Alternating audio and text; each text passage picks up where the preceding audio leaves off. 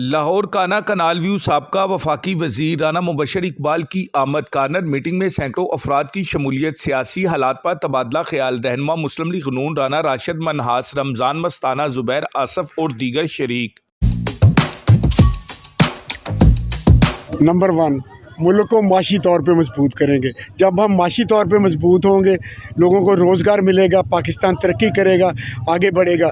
जिस घर के माशी हालात ख़राब हो ना, वहाँ पे घर में बेचैनी होती है, लड़ाई झगड़े होते हैं।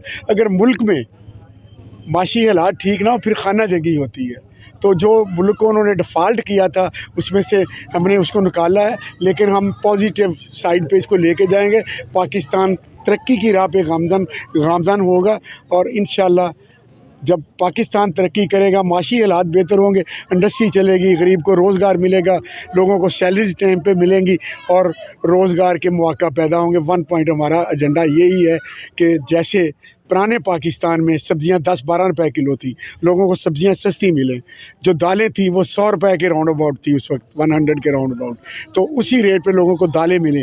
घी 125-20 रुपए था, हम कहते घी उसी रेट पे। हम नया पाकिस्तान जो उसने इसको पाकिस्तान को, मैं ऐसा लफ्ज़ नहीं मुंह से निकालना जो पाकिस्तान के साथ किया है उसने, हम इसको पुराने पाकिस्तान में लेके जाएंगे जहां हम तरक्की कर रहे थे, आगे बढ़ रहे थे। तो फिर इंशाल्लाह यहाँ पर डैमों के जो मियाँ नवाज शरीफ ने बुनियाद रखी थी, वो डैम मुकम्मल करेंगे, लोगों को बिजली मिले, सस्ती बिजली मिले, फैसिलिटेट करें। हमने बिजली पूरी भी की थी, पावर के कारखाने लगा के हमने बिजली सस्ती भी करनी थी, लेकिन बदकिस्मती से जब मुल्क को पाँव पे खड़े करते हैं, जब भी आए हैं मुल्क को पाँव पे खड़ा किया, कोई ना कोई ऐसा मिसहैप हो जाता है कि कोई ना कोई बकाऊ लोग, जो मुल्क में 2-4 लोग होते हैं, पहले एटमी धमाके किए थे तो लोग कहते हैं, ये कहता है एब्सोल्युटली नॉट, वो सिर्फ नवाज शरीफ ने क्लिंटन को कहा था।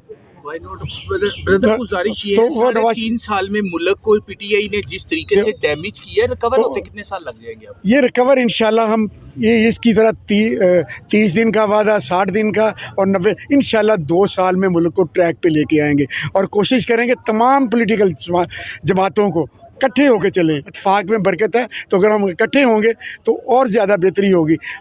सियासत होती रहेगी। हम अब भी हम सियासत की कुर्बानी दे के रियासत बचाने के लिए सियासत में आए थे, वरना हमें तो वोट मांगने की भी ज़रूरत नहीं ना थी। बात तो इक़्तिदार की नहीं, बात मुल्क की है। हमने सिर्फ मुल्क के लिए करना है, जो करना है पाकिस्तान के लिए करना है, पहले भी किया है। पाकिस्तान है तो हम सब हैं, पाकिस्तान ने हमें बहुत कुछ दिया है और हमें भी पाकिस्तान के लिए सब कुछ करना चाहिए। और हम पाकिस्तान को इंशाअल्लाह ऐसा मुल्क बनाएंगे कि ये तरक्की पे राह पे गामज़न होगा। हमने तो 2016 में IMF को भी मियाँ नवाज शरीफ ने खैरबाद कह दिया था, मुल्क चल रहा था, IMF ने खुद कहा था कि अब आपको कर्ज़ों की ज़रूरत नहीं है। तो देखो, जो भी हमारे दुश्मन मुल्क हैं, अब हमारे जो अपने अदारे हैं, सबको ये सोचना होगा कि मुल्क को कैसे आगे लेके चलना है। जो अच्छा पार्टियां काम करने वाली, उन अदारों को उनके साथ खड़ा होना होगा, फिर ही मुल्क बचेगा, आगे बढ़ेगा। नवाज शरीफ का जुर्म ये है कि वो एटमी धमाके करता है तो हुकूमत से निकाल दिया जाता है, वो ग्वादर पोर्ट की बुनियाद रखता है तो उसको इक़्तिदार से अलहदा कर दिया जाता है, वो सी पैक लेके आता है तो उसको इक़्तिदार से अलहदा कर दिया जाता है। अब ऐसे नहीं चलेगा, अब ऐसे नहीं चलेगा। सियासी बातों को भी समझ आ गई है। ये 14 या 12 पार्टियाँ इकट्ठी होकर जो PDM की हुकूमत बनी थी, मुल्क डूब चुका था। ये इकट्ठी हुकूमत बनाई गई थी, जिन लोगों ने बनाई उनको समझ आ गई है कि हमने जो गलतियां उन्होंने की हैं वो मुशर्रफ कर गया, उसके बाद आने वाले कर गए, उससे पहले वाले कर गए, मुल्क को डुबोया जिन लोगों ने। अब उनको समझ आ गई है और आ जाएगी इंशाल्लाह। पाकिस्तान आगे बढ़ेगा और तरक्की करेगा। दिन रात जो भी करेंगे पाकिस्तान के लिए करेंगे।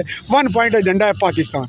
पीटीआई का तख्ता उल्टाने के लिए तमाम जमातें एक साथ तो हो गई थी। अब देखने में आया कि जब इलेक्शन करीब है तो दीगर जमातें अलग-अलग तरीके से अपनी हुकूमत चाहती हैं, जैसा कि पाकिस्तान पीपल्स पार्टी आए रोज़ देख रहे हैं कोई विकटें गिर रही हैं पीटीआई की, और उसमें लोग शमूलियत, वो हर एक बंदे का अपने इलेक्शन लड़ेंगे और मुझे उम्मीद है सब ने बड़ा कुछ, जो पाकिस्तान का खैर खा है, वो जो भी गवर्नमेंट किसी की बनती है, अगर हम पाकिस्तान के खैर खा हैं, जिसकी भी हुकूमत बनेगी हम उसके साथ मेहनत करेंगे। हमने तो इसको इमरान को भी दावत दी थी, मियाँ मोहम्मद शहबाज शरीफ ने कहा था आओ माशी तौर पे पाकिस्तान को मजबूत करें। हम आपके साथ मिल बैठने को तैयार हैं, तो हम आपके लिए टाइम भी वक़्फ़ करेंगे, जो करना है पाकिस्तान के लिए करें। लेकिन ये अकले कुल बन गया, इसने एक भी ना सुनी। जितना कर्ज़ा तमाम हुकूमतों ने 70 सालों में लिया था, उससे ज़्यादा इसने पौने 4 सालों में कर्ज़ा ले लिया और मुल्क को डुबो दिया, मुल्क को डिफ़ाल्टर पर लेके चला गया।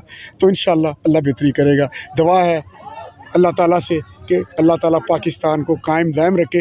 पाकिस्तान है तो हम सब हैं। हमें हिंदुस्तान में बाबरी मस्जिद में देखना चाहिए ना क्या हो रहा है। हम उधर आज़ादी से नमाज़ नहीं पढ़ सकते। कश्मीर को देखें, फ़लस्तीन को देखें, क्या हो रहा है। हम अल्लाह का शुक्र करें कि हमारे पास ये आज़ाद मुल्क है और हम अच्छी ज़िंदगी गुजार रहे हैं।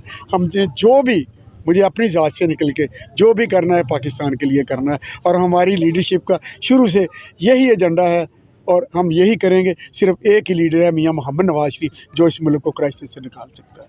बहुत बहुत शुक्रिया जी। अल्लाह हाफ़िज़। काना कनाल व्यू हाउसिंग स्कीम में चौधरी मोहम्मद सलीम म्याऊ की जानिब से कार्नर मीटिंग का इनकाद किया गया, जिसमें चौधरी अब्दुल वाहिद खान, एडवोकेट इमरान ज़हूर, शब्बीर खान ने अपने दर्जनों साथियों के हमरा साबका वजीर राना मुबशर इकबाल का इस्तकबाल किया।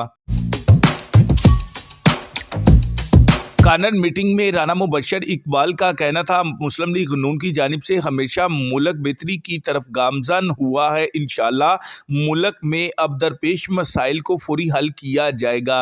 राना मुबशर इकबाल का मजीद कहना था, काना कनाल व्यू में शहरियों के बुनियादी मसाइल को नोट कर लिया है, जो कि अनकरीब ही हल कर दिए जाएंगे। कैमरामैन टीम के साथ सैयद माजिद अली शाह, MTV लाहौर।